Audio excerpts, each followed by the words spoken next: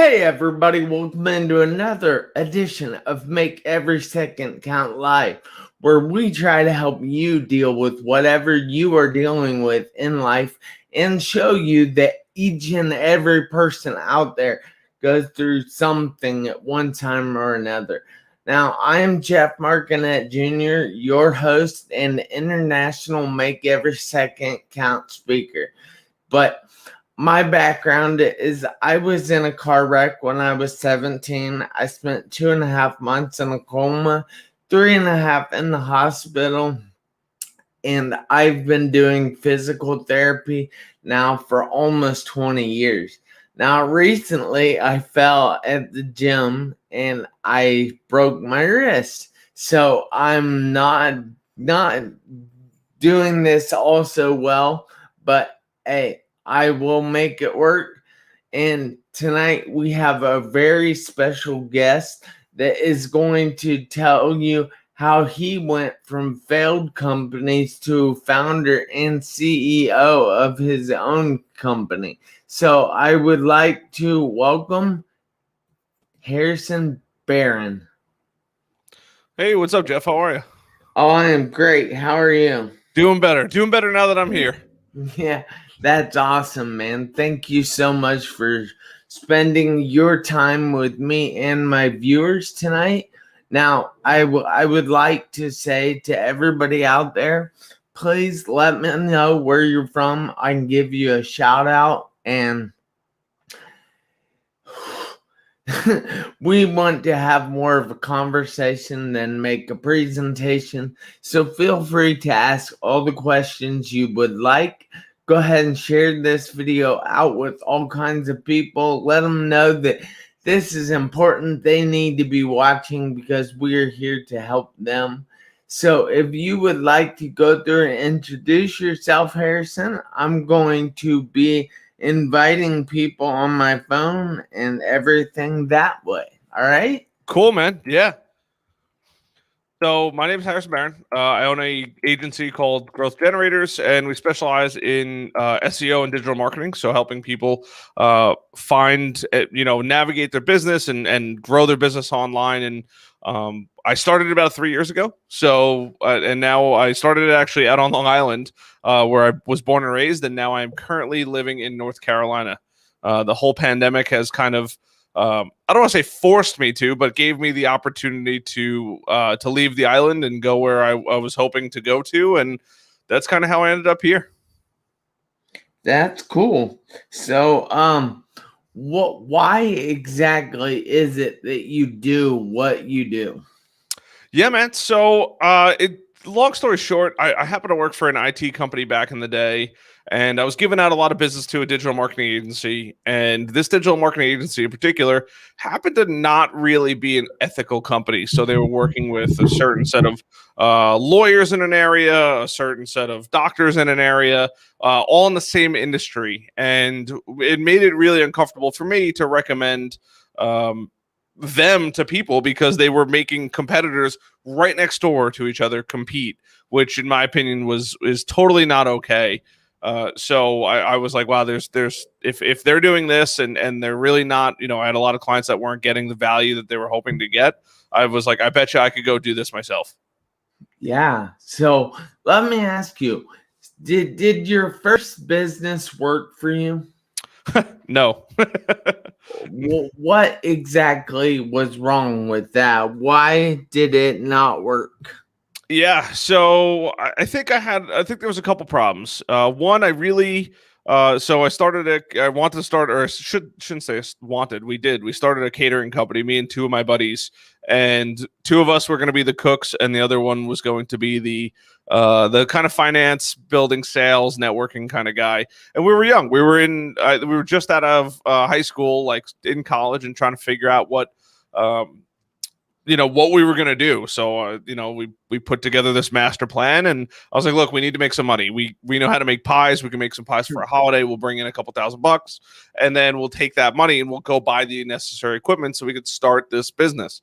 Yeah. So I think we sold like a couple hundred. I think we sold like 300 or 400 pies, and they were great. They were a huge hit. We got a lot of orders, and we ended up really not making like any money off of it. We covered our costs, and it was cool. It was a good learning experience, but it was difficult to get everybody together. It was a process, fulfillment. It was just a lot of work, especially working out of a home kitchen as opposed to a commercial kitchen. So that between the partners and us really having zero business experience and it was costing us a lot of money. So it wasn't like, hey, this is something that we could just do forever until it makes money. Like buying $3,000 or $2,000 worth of baking supplies was like, I just got out of high school. Like I didn't have much money. So it was really, really expensive. And it ended up failing really badly. It actually destroyed a relationship with me and one of my best friends. We've since then rekindled our friendship, and actually he lives a couple miles away from me now. But yeah, we didn't speak to each other for like 6 years or something like that. It was a long time. Wow. Yeah, I was really, really upset with him, and he was upset with me, and it was a disaster. Man, that's crazy. So you said it was a learning experience. Now, I have a friend named Corey G. Briggs. He's known as the Builder. He says that you don't actually fail at things. That you either win or you learn. And you said it was a learning experience. So what exactly did you learn that you took to your next business that helped you either get better or win? Yeah, so I think I took a lot away from it. One, if I'm going to be the guy that's doing most of the work, I should be compensated appropriately for that. That's number one. Number two is you can't rely on people, especially in the startup phase. They really got to have like skin in the game. A lot of the money that was laid out was mine and my other buddy who was cooking. All the deliveries were done for the most part by the two of us. Like we really did like 99% of the work for 30% of the cut each, 33 and a third. So we learned that. And the other thing I learned too is you got to get way better with money. So how much money we bring in, how much money's going out, orders, fulfillment, customer service, keeping track of the whole process, the customer journey, and really like not only just the customer journey, but us fulfilling it, right? Our fulfillment journey, right? What does it look like from order placed to going and getting the supplies to producing the in this case the pie, and then the manufacturing of it, right? Because we had to make it, and then the actual to the customer in their hands that doesn't look awful. So I took a lot away from that. And even if your business fails, don't ruin a friendship over it. It happens. Yeah, so I like that. That's a good piece of advice, that don't let things get in your way of your friendship. Don't let something minuscule, something that isn't going to matter in 5-10 years, ruin something that you've had for years and years and years. You have to see the value in everything out there. So what was the easiest way for you to realize that once? What was the easiest way for you to learn the lessons of failure?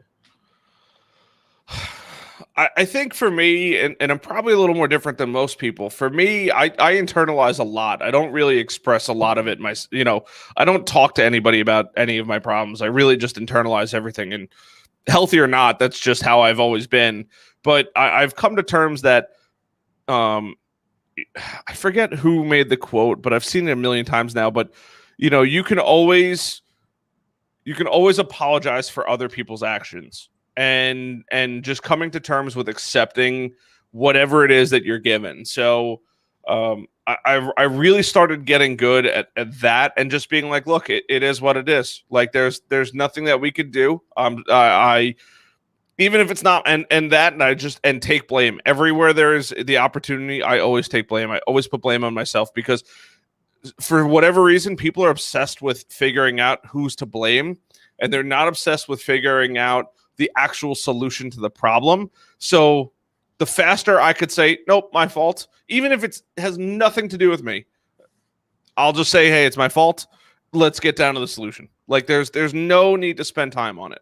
Yeah, but I think that a lot of people these days don't want to take the responsibility or don't want to feel bad about being the one that admits to the mistake.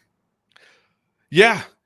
And, you know what? And I understand people are really afraid. They're afraid of losing their jobs. They're afraid of losing trust. They're afraid of losing responsibility. Right? I mean, there's a million reasons in there, and I think that a lot of people don't realize that. Quite frankly, nobody cares. If my girlfriend's yelling at me because I didn't do something right, sorry. Like it's my fault. Let me go fix it. Like. 9 times out of 10, everything could be fixed with an apology and an immediate reaction. And then the other 10% of the times is I'm going to work on it. Right. And I think that progressively as people, we're always working on ourselves. There's I've never met somebody that's like, hey, I'm done. I did I'm as good as I'm going to be forever.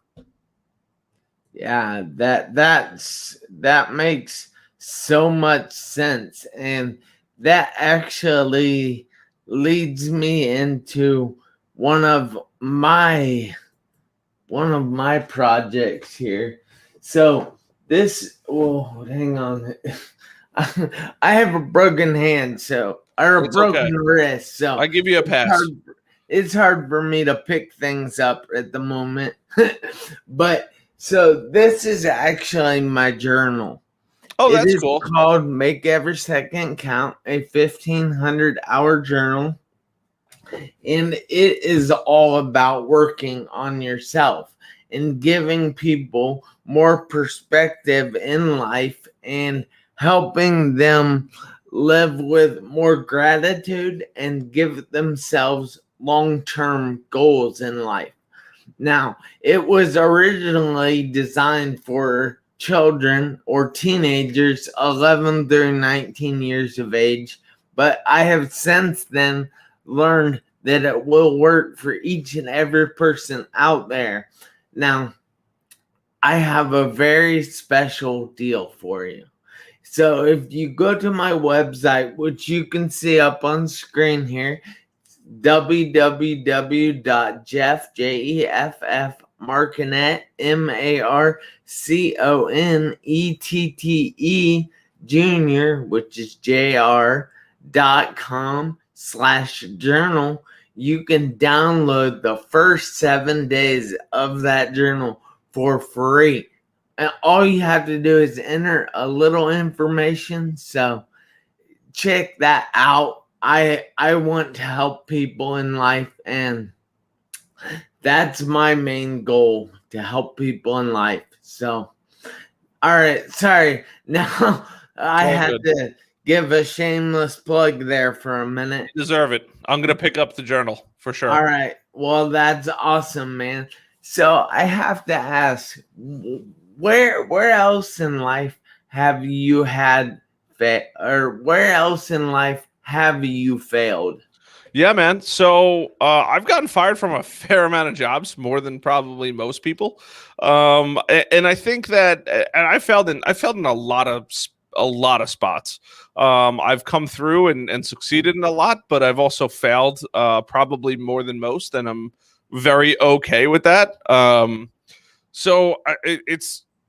There's so many different aspects of failure, and it's not just business. And I think a lot of people get really caught up on the thought of you can only fail if it's in business. I've failed in relationships. I've failed out of college classes. I got caught for plagiarism once, even though the teacher did not want to help me. But she still failed me for the class, even though I did everything that I could have as a student until I had to go to the internet. Yeah, I mean, it's kind of crazy, and me and a bunch of my old teachers are really good friends now, and it's kind of comical how it all works. But I think a lot of people really think that like failure has to come from business, and I would strongly disagree that failure comes in so many, like I said, relationships. I've definitely let my family down on more than one occasion, but I think that if you take every single one of those times, and I've failed, I don't want to say other businesses because I've never really formed any other businesses other than this one for the most part. But I mean, I've put together business ideas with friends, and then we failed, collectively we failed to bring it into reality. So if you can't label it as like there's never a time where it's complete failure, right? It's really even if something bad happens to a family member or loved one where you think you could have been there, like you couldn't have, because if you could have to save them or whatever it might be, you would have, right? You can't. And I think a lot of people live with that mental stress that they're like, well, it could have gone this way.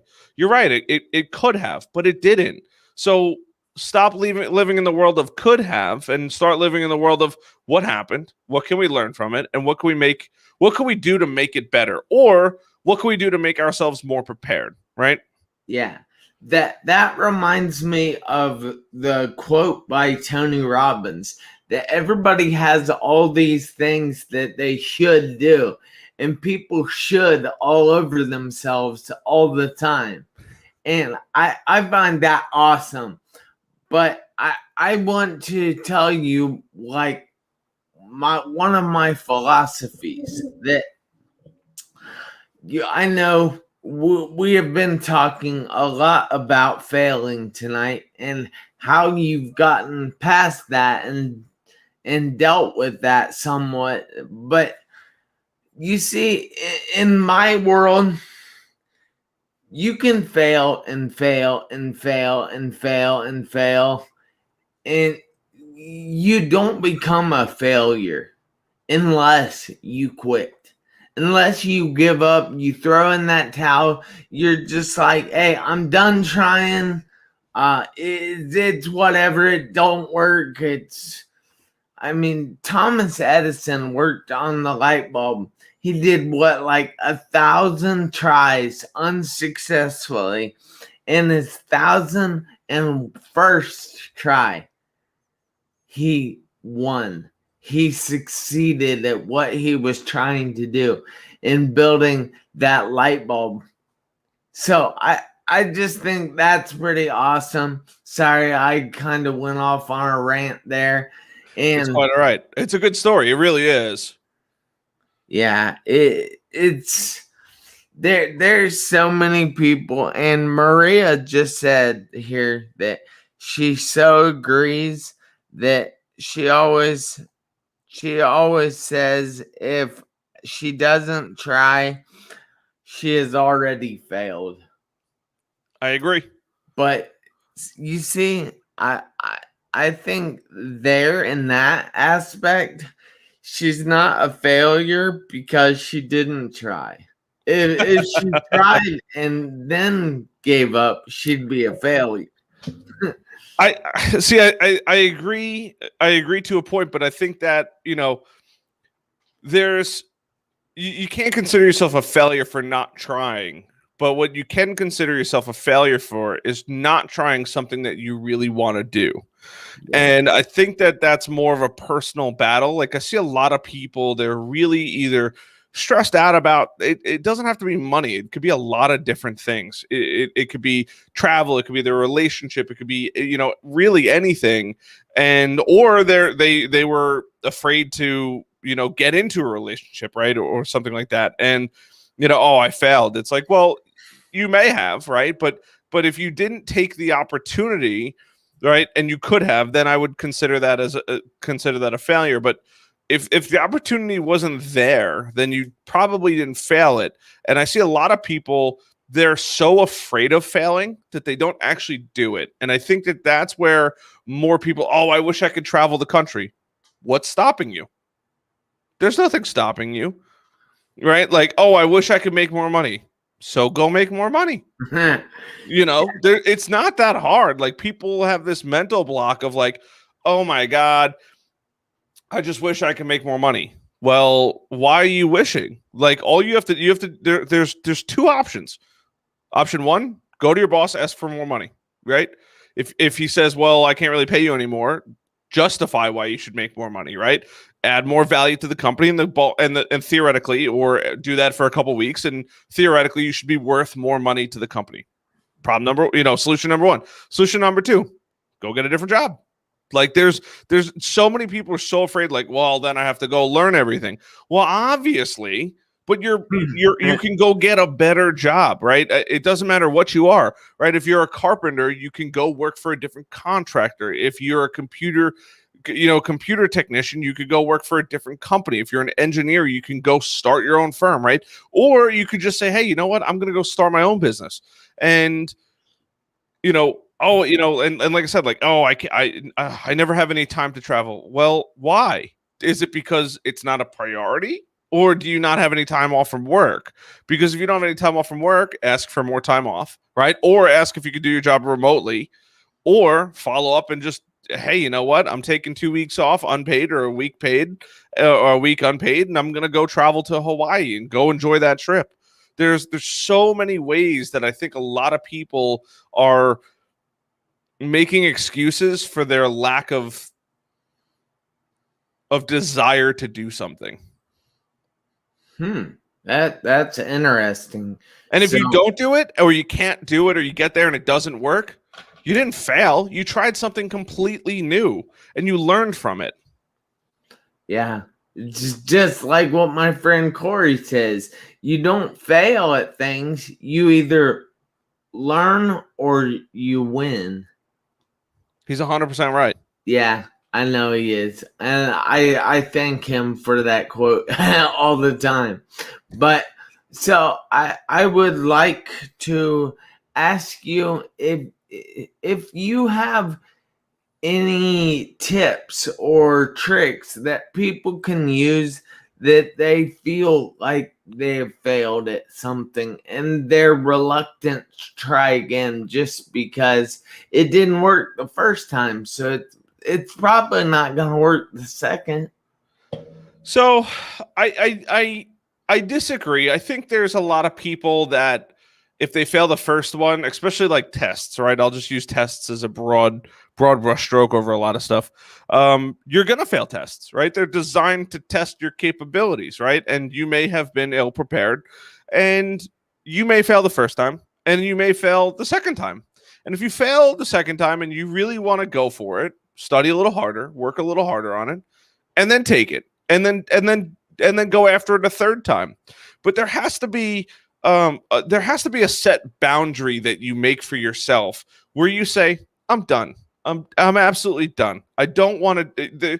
There's only so many attempts, right? Could I run for the world's strongest man competition? Maybe, right? But I'm not gonna go do it. I understand that that's not something that's that important to me. And if it was, and you're not gonna hit it, understand that, look, not everybody is made for every single thing out there, and that's okay. You just have to figure out what you're really good at. So if you're going to be, I don't know, we'll use EMT. Like, if you're going to go become an EMT, right? And you take your EMT test, you go through school, you fail, right? Okay, let me try again. You fail again, right? You really want to become an EMT, you try a third time. After that, it's up to you, right? I mean, you could keep pounding your head against the wall, but maybe you're just not made to be an EMT. Maybe you're going to be the best fireman. I'm only using this example because I am a volunteer fireman. But thank you for your service. Hey, anytime. But it's so many people get so caught up on that. Well, that's fine. You don't have to go be an EMT. Well, go be the best fireman you could possibly be, or go be the best police officer you could be, or go be the best nurse that you could be, or whatever designation it's going to be, and go be the best at that, and figure out what you're good at, what you're naturally good at, what gives you a challenge, and then find a happy medium between the two. And I can almost guarantee that your life is going to get so much better, because you'll be so much happier than struggling. I went to school for computer programming. I suck at computer programming. I'm horrible. I'm so shocked. Thank God to my buddy Matt Deek, who literally got me through college. Thank God for that guy, because I would have failed absolutely. And he spent so much time with me, just a college friend, right? And He's the reason why I was able to succeed. He helped me so much more than I could have ever asked. And I learned that I should not be a computer programmer ever. Even though I graduated, right? I still got through. I understand it, but like I know that it's just not for me, and that's okay. I'm going to go out and be the best business owner, digital marketer that I could be.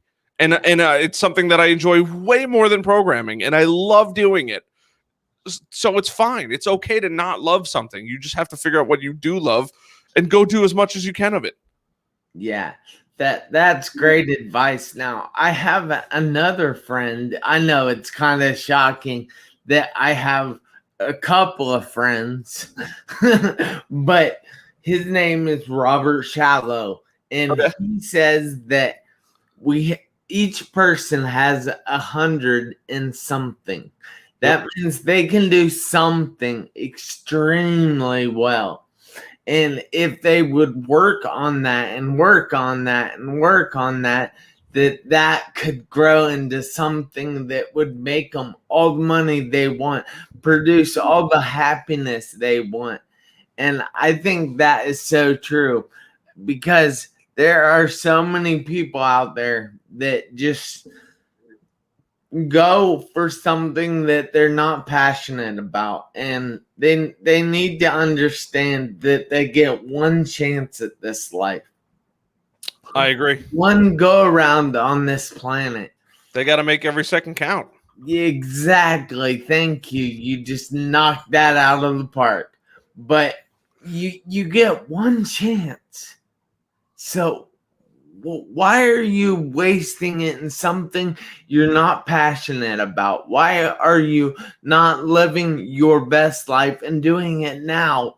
Because you can make all these excuses about why you're not living it now. But I'll tell you one thing, your tomorrow might never come. I mean, seriously, you or I could walk out the front door or even stay in the house and die in like 3 seconds from now or 1 second from now. You see, guys, this is the only moment that is guaranteed. So don't do it wasting it on something that you're not passionate about. You see, I agree. I'm agree so 1,000%. passionate about helping other people that I have hosted this show for going on 4 years now. On October 31st, it will be 4 years. I have been here every Tuesday night, and I will remain here every Tuesday night because I want to help all these people out here. I want to help you, Maria, who lives in Massachusetts, and she runs with no toes. It's pretty cool. She's known as the toeless runner. That's another friend. Check that out. That's 3 right there, baby. And then we got Angel Sherman, we got Muhammad, we got my dad, we got Sarah, we got Marilyn, we got Robert, we got Nicole, we got Brittany. Now on we have another Angel, and that's on YouTube. And then we have another Robert on YouTube. So that's awesome, guys. Thank you so much for watching. Now, I want to remind you that I'm here every Tuesday night, 7 p.m. Eastern Time, where we are here to help you grow at life. And I just want to say thank you again, Harrison. And I hope everybody out there, including you, Harrison, does me a favor this week, next week, the rest of your life. You remember that you have to make every second count. Why? Because you never know when your last second is going to be. Now, I forgot, but do you have any contact information you would like to give out? People can check me out. I have my personal website, harrisonbarron.com, my agency website, growth-generators.com, and then YouTube. I'm extremely active on Harrison Barron, the Millennial Entrepreneur. And you can find me. I give out a bunch of free information on how to help people grow their businesses. And The One Entrepreneur? the Millennial Entrepreneur. Oh, the Millennial. All right. I thought you said the one. No. That'd be, I mean, look, who knows? But That would be cool, though, because I talked about only getting one chance at life, and you're the one entrepreneur. But no, the Millennial Entrepreneur makes that's it, man. The Millennial Entrepreneur. All right. Well, you guys have a great night. Thank you again, Harrison. And I hope to see you back here next Tuesday night, 7 p.m. Eastern Time on Make Every Second Count Live. Take care, man. Yeah.